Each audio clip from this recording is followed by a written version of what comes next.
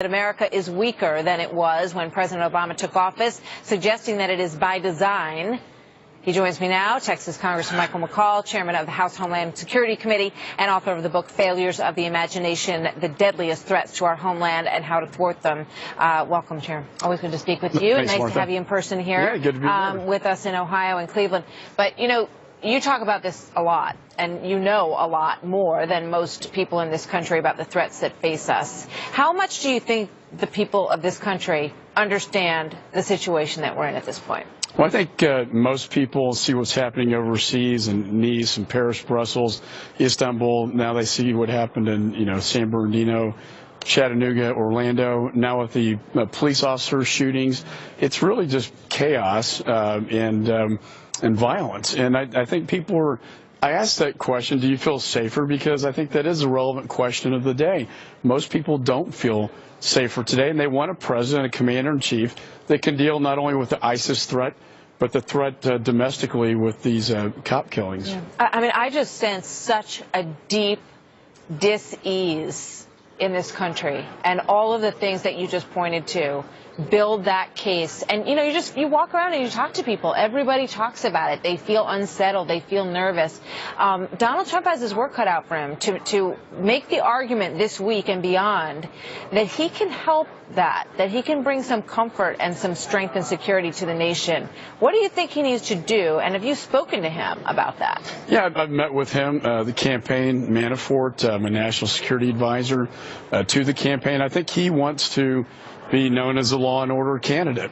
I know in 1968, and this year is kind of reminiscent of that. Feels like it, right? Nixon, of course, ran a law and order campaign.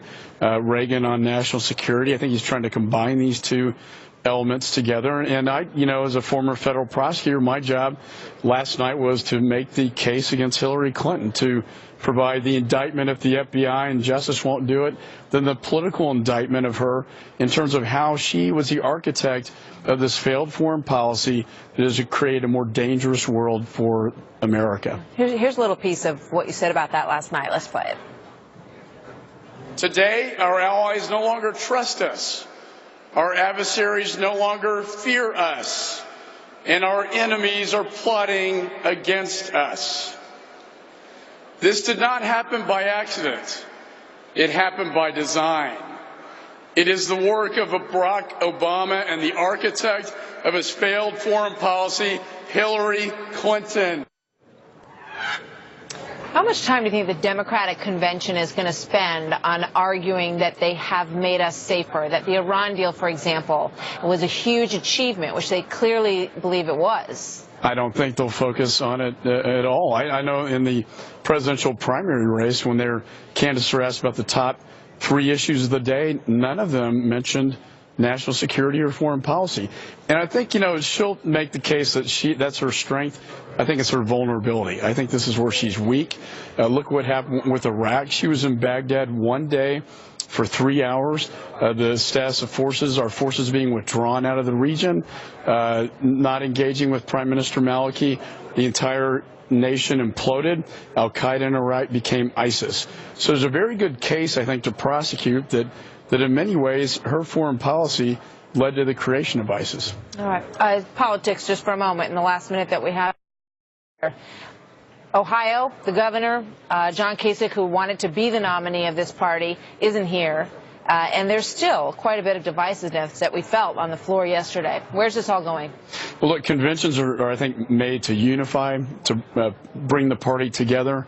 I have 5 teenagers. We don't always agree on everything in a family. But, yeah, I think this is a time to come together. I think, in a way, when I look at some of the antics on the floor, they have every right to do it under the rules of the convention.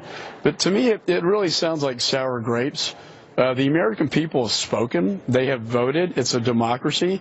And Donald Trump is the nominee. So my view is let's support him, advise him, as I'm trying to do, to make him a better candidate and a better president. You have a message for John Kasich?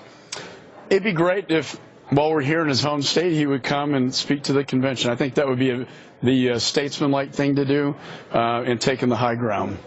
Mike McCaul, Chairman, very good to see you. Thank you, Martha. Very much for coming.